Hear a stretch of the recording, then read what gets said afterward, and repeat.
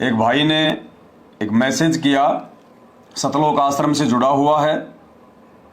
उसने कहा कि भाई आप ये अलग से सात संगतियां क्यों चला रहे हैं, आप लोग आश्रमों में क्यों नहीं आते। और उन्होंने अपना एक तर्क दिया।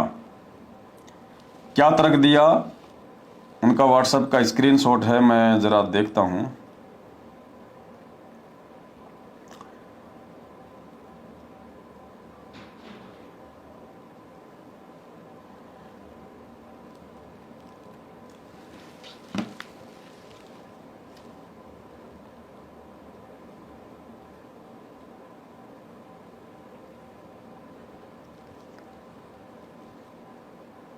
उन्होंने ये तर्क दिया, वही भाई है वो एकम अद्वितीयम चैनल वाला, बेचारा लग रहा अपनी रोजी रोटी के चक्कर में कुछ सब्सक्राइबर उसके बढ़ जाएं। अब देखो, एक तरफ तो ये कहते हैं कि गुरुजी ने पवन दास का नाम लेने से भी मना कर रखा है, जो व्यक्ति पवन दास की शक्ल देख लेगा उसका नाम खंड हो जाएगा, जो व्यक्ति पवन दास की बात करेगा उसको गुरुद्रोही कर दिया जाएगा। और दूसरी तरफ भाई अपना चैनल को चलाने के लिए, यूट्यूब से दो पैसे कमाने के लिए दिन रात मुझ पवन दास के ऊपर वीडियो बना रहा है, संगत को मेरे वीडियो भी दिखा रहा है, संगत तक मेरी बातें भी पहुंचा रहा है, और मेरे पीछे लग गया हाथ धो के कि बस अब अगर मुझे दो पैसे कमाने हैं तो पवन दास का नाम लेके कमाने हैं, पवन दास की मेहरबानी से कमाने हैं मुझे। तो बहुत अच्छी बात है भाई, अगर पवन दास के नाम के कारण, पवन दास के वीडियो के कारण अगर किसी का परिवार, अगर किसी के बाल बच्चे जो है वो पल रहे हैं, किसी का पेट भर रहा है, तो बड़ी अच्छी बात है। ये तो दया मालिक की बढ़ाओ। जो वीडियो संगत तक हम नहीं पहुंचा पा रहे, कम से कम तुम्हारे माध्यम से पहुंच जाएंगे। जो समझदार होगा वो तो विचार कर लेगा, बाकी मूर्खों से तो ये आश्रम भरे ही पड़े हैं। तो उस भाई ने क्या सवाल किया, भाई जो सवाल किया था वो वीडियो क्यों हटाई जिसमें संत रामपाल जी महाराज खुद कह रहे हैं आश्रम में जाओ, इस शंका का समाधान क्यों नहीं किया।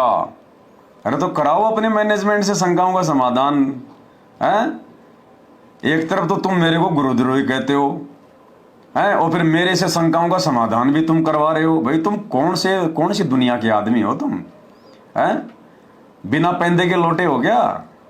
एक तरफ तो कहते हो गुरुजी ने कह रखा जो पवन दास की बात करेगा उसका नाम खंड हो जाएगा, पवन दास से बात ही नहीं करनी, और दूसरी तरफ भाई तू अपनी शंकाओं का समाधान चाह रहा है मुझ पवन दास से। तो कोई स्टैंड पे तो रुक जा भाई। हैं भाई, जो सवाल किया था वो वीडियो क्यों हटाई जिसमें संत रामपाल जी महाराज खुद कह रहे हैं कि आश्रम में जाओ, इस शंका का समाधान क्यों नहीं किया। करेंगे भाई, थोड़ा सा दम खा जा। हॉस्पिटल में एक समय रात को इमरजेंसी में डॉक्टर नहीं था, ये कहना चाह रहा है कि जैसे गुरुजी जेल में बैठे हैं। हॉस्पिटल में एक समय रात को इमरजेंसी में डॉक्टर नहीं था, उसके चेले यानी कंपाउंडर थे, तो उन लोगों ने डॉक्टर से फोन पर बात करके इलाज किया। ठीक है। स्कूल में किसी कारण से टीचर को बीच में घर जाना पड़ा, तो टीचर ने क्लास के मॉनिटर से कहा जब तक मैं नहीं आता तब तक तुझे क्लास देखनी है। यानी गुरुजी ने कहा कि जब तक मैं जेल में हूं तब तक मैनेजमेंट ने संगत को संभालना है। इनके कहने का मतलब यह है, और कोई बात हो तो मुझसे फोन पर बात कर लेना। अरे तेरा नाम खंड हो जाएगा भाई, क्यों बात करने के लिए कह रहा है मेरे को, मैं तो कर लूंगा मुझे तो कोई दिक्कत नहीं है, लेकिन तो भाई तू खंड हो जाएगा, फिर तेरे को गुरुद्रोही करेंगे, फिर तेरा पीला पर्चा निकलेगा, फिर तू उनके पैर पकड़ेगा, फिर तेरी एंट्री करेंगे, कभी नो एंट्री करेंगे। देख ले, सोच समझ ले, अच्छे से सोच ले समझ ले, क्योंकि मैं तेरे से फोन पे बात करूंगा, मैं रिकॉर्डिंग करूंगा, रिकॉर्डिंग फिर मैं संगत में डालूंगा, फिर तेरा कोऑर्डिनेटर भी देखेगा, फिर तेरा पीला पर्चा आएगा, फिर तेरे को पीलिया हो जाएगा, फिर तू उनके पैर पकड़ेगा, फिर वापस तेरी एंट्री होगी। तो क्यों पंगे में पांव दे रहा है मेरे भाई कि मेरे से बात कर ले। और कोई बात हो तो मुझसे फोन पर बात कर लेना। और सभी बच्चों से कहा सबको मॉनिटर की बात माननी है, नहीं तो सजा दी जाएगी। इसके बारे में क्या जवाब है। वाह भाई वाह। भाई कहना चाह रहा है कि संत रामपाल जी यानी डॉक्टर आश्रम में नहीं है, तो डॉक्टर ने मॉनिटर को कह दिया, कंपाउंडर को कह दिया, अपने चेलों को कह दिया कि संगत को संभालना, संगत को संभाल के रखना है।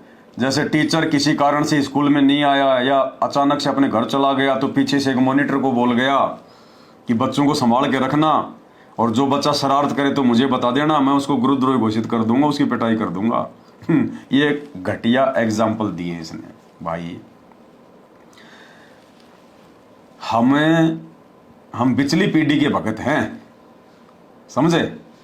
हम पिछली पीढ़ी के भगत हैं। आज से पहले धोखा बहुत खा लिया। आज से पहले 4 युगों में, यानी सतयुग, त्रेता, द्वापर और कलयुग की प्रथम पीढ़ी में भाई हमने बहुत धोखा खा लिया। अब हम धोखा खाने वाले नहीं हैं। हम सात संगति से जुड़े हुए सतसेवक हैं। हम सतलोक आश्रम मैनेजमेंट हरियाणा के कोऑर्डिनेटर नहीं हैं। हम सतसेवक अपने स्वार्थों के पीछे नहीं चलते। संत रामपाल जी ने सद्बुद्धि दी है, उन्होंने अपना ज्ञान समझाया है, भली बुरी बातों से परिचित कराया है, अच्छे बुरे कर्म कुकर्मों से परिचित करा दिया, कहाँ काल ठगेगा, कैसे ठगेगा और कैसे बचना है, ये परमात्मा ने समझा दिया। अब तेरे ये डॉक्टर कंपाउंडर के चक्कर में आने वाले नहीं है मेरे भाई। अब तुम्हारी ये दाल नहीं गलेगी। ये डायलॉग बहुत पुराना हो चुका है, कोई नया डायलॉग गढ़ो नया, ठीक है? अब सुन ले जवाब। डॉक्टर यानी गुरुजी हैं, और गुरुजी चले गए जेल आपके अनुसार किसी काम से, डॉक्टर बाहर है। तुम्हें तो बताने में शर्म आती है कि जेल में है संत रामपाल जी। अरे है, भगवान अपनी लीला कर रहा है, गंदगी को छाट रहा है वहां बैठ के। इस आर की छोटी जेल में बैठ के 21 ब्रह्मांड रूपी जो बड़ी जेल है, इसमें जो कैदी जो कैद हैं, आप और हम, 28 साल से ज्ञान देके छटनी कर रहा है, वो कचरा दूर कर रहा है। आने वाले समय में परमात्मा ने 1000 साल तक अपने मार्ग को चलाना है। अच्छी प्रकार से परमात्मा साफ सफाई करके जाएगा। छटनी कर रहा भगवान वहां बैठ के जेल में। अब डॉक्टर जब जेल गया, संत रामपाल जी जब जेल गए, तो भाई जेल जाने से पहले उस डॉक्टर ने हमारे को जो भी हमारा ऑपरेशन करना था, यानी नाम दे दिया, नाम दे के हमारा ऑपरेशन कर दिया। और नाम दीक्षा के बाद में डॉक्टर ने हमारे को नियम बता दिए, यानी वो परहेज बता दिए, 11 नियम, 35 नियम। और उसके बाद जाने से पहले डॉक्टर ने यह भी बता दिया कि बेटा, जो मैंने तेरे को गोली दवाई दी है, जो खुराक दी है, इसको टाइम पे खाते रहना। सुबह दोपहर शाम की आरती। तेरे को प्रथम मंत्र मिला है तो अपना प्रथम मंत्र, सतनाम मिला है तो सतनाम का जाप, और अपना सत्संग सुनना। सुबह उठते ही अपना चरणामृत पीना, परमात्मा का प्रसाद लेना, और जो भी नियम मर्यादा थी सारी उन्होंने बता दी। प्यार प्रेम से रहना, किसी के साथ लड़ाई झगड़ा नहीं करना, गाली गलौज नहीं निकालना, भक्ति मार्ग में छल कपट नहीं करना, काम क्रोध इन सब चीजों से दूर रहना। तो जाने से पहले डॉक्टर ने हमें सारी बातें बता दी, ऑपरेशन कर दिया और कहा कि बेटा, अब तुझे कोई दिक्कत नहीं है। मैंने तुझे जो बातें बता दी, अगर तू इन बातों में सही प्रकार से चलता रहेगा तो तेरा रोग अपने आप कट जाएगा, तुझे और कहीं धक्के खाने की जरूरत नहीं है। ये कहकर डॉक्टर ने हमें अपने घर पे भेज दिया। हम अपने घर पे आ गए। अब हम भगत भाई बहन अपने डॉक्टर सतगुरु रामपाल जी भगवान की प्रत्येक आज्ञा का पालन करते हुए, क्योंकि डॉक्टर चला गया जेल में अपना कोई विशेष जो है वो कार्य करने के लिए, अब हम अपने घर पे जैसा उन्होंने बताया था वैसा हम कर रहे हैं, नो प्रॉब्लम। 3 समय की आरती कर रहे हैं, जो जो नियम मर्यादा बताई वो सब निभा रहे हैं, प्यार प्रेम से रह रहे हैं, ना कोई गाली गलोच है, ना कोई मारपीट है, ना कोई हा हुल्लड़ है, आराम से रह रहे, हमें कोई दिक्कत ही नहीं है। अब जो कंपाउंडर थे, डॉक्टर के जाने के बाद में पीछे जो कंपाउंडर थे, जिनकी पहले से ही आराम की रोटी तोड़ने की आदत थी, उन आश्रमों में जो कंपाउंडर थे ना, उन कंपाउंडरों की हराम की रोटी तोड़ने की आदत थी उनकी। भक्तों के दान पे अपना पेट भरने की उनकी आदत थी। अब डॉक्टर चला गया तो उन कंपाउंडरों को बड़ी टेंशन हो गई, बड़ी प्रॉब्लम हो गई कि यार ये क्या हुआ। आज से पहले तो डॉक्टर साहब की आड़ में हम भी मरीजों से 5-10 रुपये हड़प लिया करते थे, खा लिया करते थे, बढ़िया बढ़िया अच्छा गाड़ियों में घुमा करते थे, मरीज आया करते थे, डॉक्टर तक तो बहुत बाद में बात जाती थी हैं, सारा सिस्टम तो हमारे हाथ में था। अब डॉक्टर चला गया जेल में, अब कंपाउंडरों को जो है पेट भरने के लाले पड़ गए, टेंशन में आ गए। तो मुख्य जो कंपाउंडर थे उन्होंने बैठ के एक मीटिंग करी कि यार क्या किया जाए, हैं कैसे वो अच्छे दिन वापस आए। तो सब ने मिलके सलाह मशवरा किया कि यार ये जो मरीज है ना, ये मरीज तो सारे एक जैसे ही होते हैं, ये इनको थोड़ा सा डरा दो, इनको थोड़ा सा इनके मन में कोई डाउट पैदा कर दो, कोई शंका पैदा कर दो, बस ये वापस दौड़े चले आएंगे। तो सभी कंपाउंडरों ने मिलके और ये मैसेज डालने सारे जो है शुरू कर दिए उन मरीजों को, संगत को, हैं कि डॉक्टर साहब का आदेश आ गया, डॉक्टर साहब का आदेश आ गया, आश्रम बनाएंगे, हॉस्पिटल बनाएंगे, हैं और बढ़ चढ़ के दान करो, बढ़ चढ़ के दान करो। अब वो बेचारे मरीज तो मरीज थे, उनमें इतनी बुद्धि कहाँ थी, नहीं तो उन मरीजों ने थोड़ा विचार करना चाहिए था। डॉक्टर बैठा जेल में हैं, डॉक्टर जेल में बैठा है तो पीछे से हॉस्पिटल बना के क्या चाटेंगे उसको। जिस हॉस्पिटल में डॉक्टरी नहीं है, जिस हॉस्पिटल में हमारा ऑपरेशन नहीं हो सकता है, उस हॉस्पिटल में जाके वहां पे क्यों अपना समय बर्बाद करें, क्यों अपना जो है वो धन बर्बाद करें। लेकिन मरीज बेचारे अब मरीज तो वैसे आधा बेचारा दुखी होता है, परेशान होता है, मानसिक रूप से थोड़ा मेंटल होता है। अब वो मरीज बेचारे आ गए चक्कर में, क्योंकि डॉक्टर का नाम ले दिया कि भाई हो सकता भाई वो डॉक्टर के पास रहा करते थे कंपाउंडर, हो सकता है। चालू कर दी उन्होंने सिस्टम अपने। हाँ भाई ये पाठ वाली दवाई है ना, ये बहुत जल्दी काम करती है, ये 21,000 रुपये की आएगी। हाँ, और भाई किसी को अगर छोटी मोटी कोई प्रॉब्लम है, खांसी जुकाम है, तो भाई ये 2100 रुपये वाली जो टेबलेट है ना, ये ज्योति हवन की, ये काम करेगी। और बाकी तो ये 1-1 रुपए की, 2 रुपए की, ये सिट्राजोन, पिट्राजोन, आइबुकेम वगैरह ये ले जाओ 2-2, 4-4 रुपए की, वो खुला दान पेटी में डाल दो। अब तो मरीज आने लग गए, बढ़ चढ़ के आने लग गए मरीजों ने सोचा भाई डॉक्टर का आदेश है भाई, लेकिन दिमाग किसी ने लगाया नहीं कि डॉक्टर बैठा जेल में, यहाँ क्यों धोखा खाने आ रहे हो, क्या मिलेगा यहाँ पे। इन आधे अधूरे डॉक्टरों से अपना इलाज करवाओगे तो मरोगे, और मर गए तो इन पे भी मुकदमा होगा, इनको भी जेल होगी। उन्होंने विचार नहीं किया, संगत आने लग गई, मरीज आने लग गए। अब कुछ एक मरीज बड़े समझदार थे, पढ़े लिखे थे, डॉक्टर ने काफी कुछ उनको अच्छे से समझा दिया था, उनको बता दिया था कि भाई देख डॉक्टर का काम डॉक्टरी कर सकता है, समर्थ का काम उसी को साजे, और करे तो मूर्ख बाजे। डॉक्टर का काम डॉक्टर को साजे, कंपाउंडर करे तो मूर्ख बाजे। और देख तो बिल्कुल किसी के बहकावे में मत आना, मैं किसी कारण से जेल में जा रहा हूं, मैं बाहर जा रहा हूं। एक बहुत बड़ा षड्यंत्र है ये इन कंपाउंडरों का। इन नालायकों ने मिलके ना एक मीटिंग कर ली है कि यार ये डॉक्टर है ना, इस डॉक्टर का जो है पत्ता साफ कर दो इस डॉक्टर का। अब आप और हमें डॉक्टर हो गए, हमने सब कुछ देख लिया है डॉक्टर क्या करता है। ये डॉक्टर नाम देता है तो नाम की अपने पास में वो DVD आ गई। अरे डॉक्टर की क्या जरूरत है नाम देने के लिए। डॉक्टर 21-21 हजार रुपये की टेबलेट देता है तो वो तो अपने को भी पता है, अपन कोई भी भगत को बैठा देंगे, 1100 रुपये का छुड़ाने से गरीबदास जी को ग्रंथ साहिब ले आएंगे, वो मेडिकल की पुस्तक ले आएंगे, और जो अच्छा बोलना जानता है, जिसको हिंदी अच्छी आती है, जिसकी आवाज़ बढ़िया है, उसको वो MBBS की पुस्तक देख के उसको बैठा देंगे, माइक वाइक लगा देंगे, जो मरीज आएंगे उनके लिए चाय बिस्किट की व्यवस्था कर देंगे, खाने वाने की व्यवस्था कर देंगे। तो मरीजों को महसूस ही नहीं होगा कि यार ये तो सब कुछ वैसा ही चल रहा है जैसे डॉक्टर के समय हुआ करता था, सब कुछ वैसा ही चल रहा है। तो एक षड्यंत्र के तहत उन सब ने मिलकर, नालायकों ने, और डॉक्टर को तो जेल में भिजवा दिया, और खुद नालायक बैठ के डॉक्टर बन गए। सफेद कोट पहन लिए, मार्केट से, क्योंकि सर्जन की दुकानें आजकल मार्केट में होती हैं, वो कान में लगा के चेक करने वाले ले आए, वो स्टेथोस्कोप ले आए, कैंची वाची ले आए, और कोट काट पहन के वो खा के आराम का माल, पेट मोटे मोटे हो गए उनके। अब लोग देखो भाई डॉक्टर है भाई, वो पक्का डॉक्टर है भाई, वो मोटो, और वो मोटा वाला डॉक्टर है। मरीज को तो बस कोई सफेद कोट पहन के दिख जाए वही डॉक्टर है।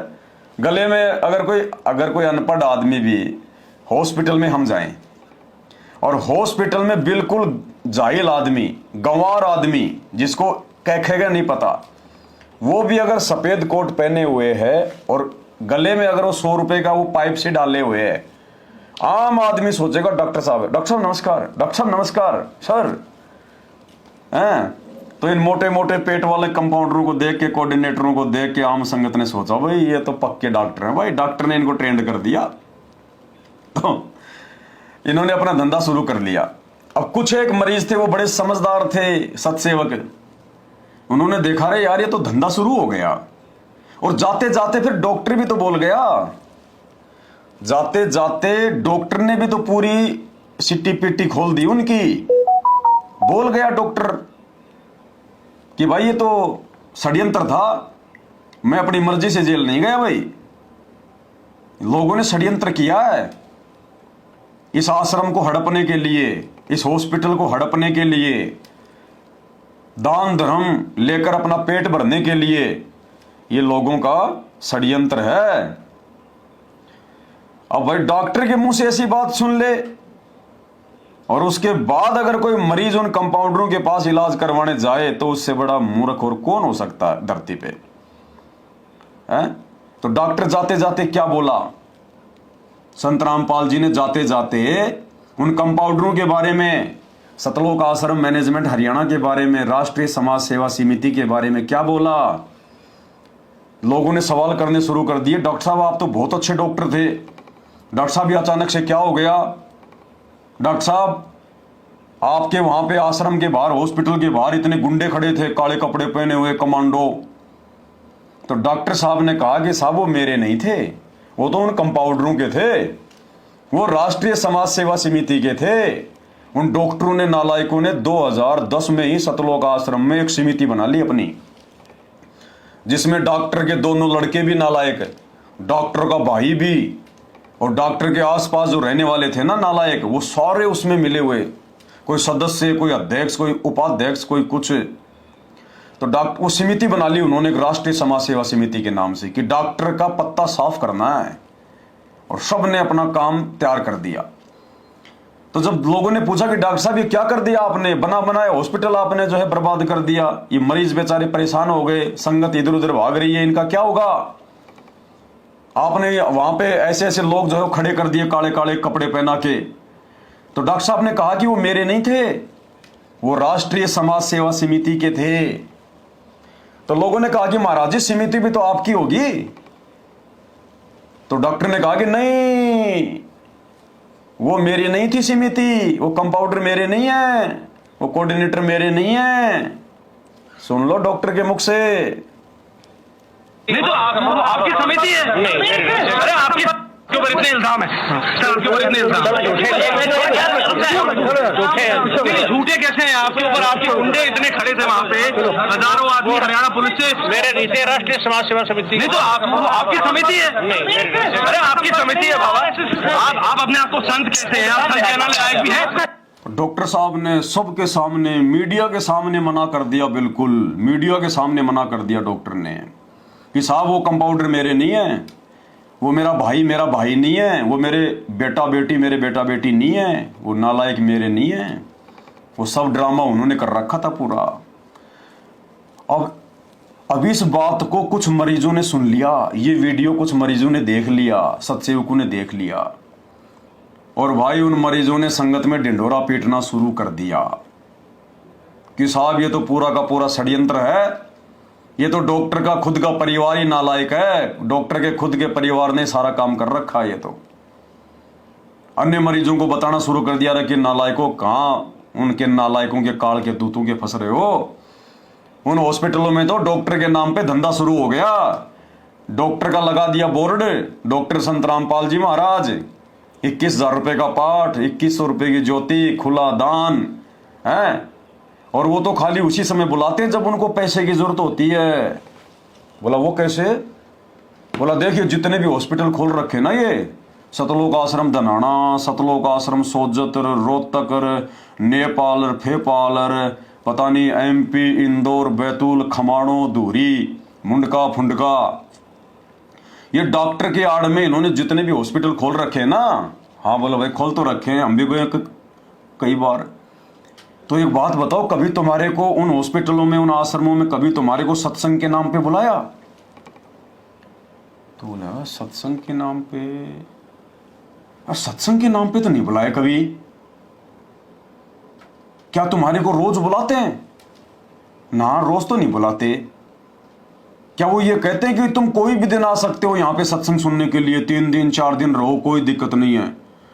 नहीं यार, ये बात भी नहीं कहते वो तो क्या बोलते हैं यार? वो तो कभी महीने में, कभी 2 महीने में, कभी तो कोई दाढ़ी मूंछ वाले कबीर जी का प्रकट दिवस के नाम पे बुलाते हैं और कहते हैं कि 3 दिन का पाठ है, 3 दिन का अखंड पाठ है, 3 दिन का अखंड पाठ है। तो पाठ में क्या होता है? पाठ में तो वहां पे पैसे लेते, पाठ के तो 21,000 रुपये पैसे हैं, चाहे वो किस्तों में दे दो, चाहे आधे दे दो, बाद में लिखवा दो कि अगली बार दे दूंगा, अगली बार दे दूंगा।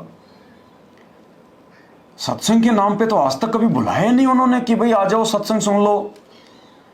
वो तो या तो कोई गरीबदास जी का बोध दिवस आएगा, या संत रामपाल जी का अवतरण दिवस आ गया, या फिर वो केशव बंजारे वाला आ गया, दिव्य धर्म यज्ञ दिवस आ गया, या फिर कबीर जी का वो प्रकट दिवस आ गया है। वो तो जब कोई मैन कोई प्रोग्राम आता है ना, कोई जयंती आती है, वो तो उसी दिन बुलाते हैं। और भाई, और उस दिन वहां पे कोई सत्संग होता है? अरे कहाँ का सत्संग होता है यार। अब 3 दिन तो माइक में पाठ लगा देते हैं, भगत आ रहे हैं, जैसे मंदिरों में जाते हैं, भीड़ रहती है, एक ने मत्था टेका नहीं, उससे पहले मार के उसका चोटा पकड़ के चल निकल आगे, चल निकल आगे। वो तो एक दिन भी नहीं रुकने देते। सुबह आओ शाम को जाओ, सुबह आओ शाम को जाओ। क्या कभी 3 दिन नहीं रुके? अरे रुकने नहीं देते 3 दिन। 3 दिन तो खाली अपने रिश्तेदारों को रोकते हैं, धनाना गांव वालों को रोकते हैं, बाहर की संगत को तो बेचारे को एक दिन बड़ी मुश्किल से रो पीट के, जो भी आया अपनी जेब खाली कर दो और चलो निकलो यहां से, अगले महीने के लिए जेब भरो, मजदूरी करो, जो मर्जी करो, अपनी जेब भरो, और फिर हम लोग तुम्हें बता देंगे। उस दिन आना, पाठ करवाना, ज्योति के पैसे देना और यहां से भाग जाना। हाँ यार, बात तो भाई सही है तुम्हारी यार। सत्संग के नाम पे तो आज तक कभी इन्होंने बुलाया ही नहीं भक्तों को। जब भी बुलाया अखंड पाठ के नाम पे, अखंड पाठ के नाम पे, अखंड पाठ के नाम पे। बताओ। और जब डॉक्टर साहब थे आश्रम में बरवाड़ा में, तब डॉक्टर साहब ने कभी कहा कि 3 दिन का अखंड पाठ है, 3 दिन का अखंड पाठ है? कभी कोई पर्चा निकलवाया? यार नहीं। डॉक्टर साहब तो ये कहते थे कि बच्चों पूर्णिमा को 3 दिन का सत्संग है, बच्चों अमावस्या को 3 दिन का सत्संग है। और डॉक्टर साहब तो बाकी दिन भी, चाहे कोई आश्रम में आओ जाओ कोई दिक्कत नहीं, चाहे 5 दिन रहो चाहे 15 दिन रहो। हाँ तो सही है। तो भाई ये तो वास्तव में तो धंधा हो रहा है। अब ये बातें कुछ लोगों के धीरे धीरे समझ में आने लगी। अब समझ में आने लगी तो धंधा कम होने लगा, पैसे कम आने लगे। तो उन कंपाउंडरों ने वापस मिलके एक स्कीम बनाई, मीटिंग करी कि यार ये कौन आदमी है जो हमारे मरीजों को रोक रहा है, हमारे मरीजों को डॉक्टर की ऐसी विधि बता रहा है कि वो घर बैठे अपना सारा काम कर रहे हैं, उनका रोग भी ठीक हो रहा है, कोई समस्या भी नहीं आ रही उनको, और अपन यहां जिनका जबरदस्ती इलाज कर रहे हैं, जबरदस्ती है पेट में दर्द दे रहे हैं कान की दवाई, इनको फिर भी प्रॉब्लम आ रही है, हजारों की संख्या में तो मर भी गए। वो तो अच्छी बात है कि डॉक्टर के नाम पे अपन ने हॉस्पिटल खोल रखा, इसलिए किसी ने कोई मुकदमा नहीं किया, नहीं तो हजारों मर गए। और ये हॉस्पिटल बनाने में 4-5 मर गए धनाना आश्रम में, ट्रैक्टर के नीचे दब के 4-5 मरीज तो वही मर गए सेवा करते करते। हाँ, और आते जाते हॉस्पिटल में आते जाते ना जाने कितने एक्सीडेंट में मर रहे हैं। और बीच में एक बड़ी महामारी आई थी कोरोना, उसमें तो ना जाने हजारों मर गए। ये तो अच्छा है कि हमने डॉक्टर के नाम का बोर्ड लगा रखा है, इसलिए लोग डॉक्टर के नाम से हमारे ऊपर मुकदमा नहीं कर रहे। लेकिन ये देखो, ये इन संगत को समझा कौन रहा है, हमारे हॉस्पिटलों को बंद कौन करवा रहा है। तो पता चला कि ऐसे ऐसे कोई पवन दास है, फलाना दास है। अच्छा,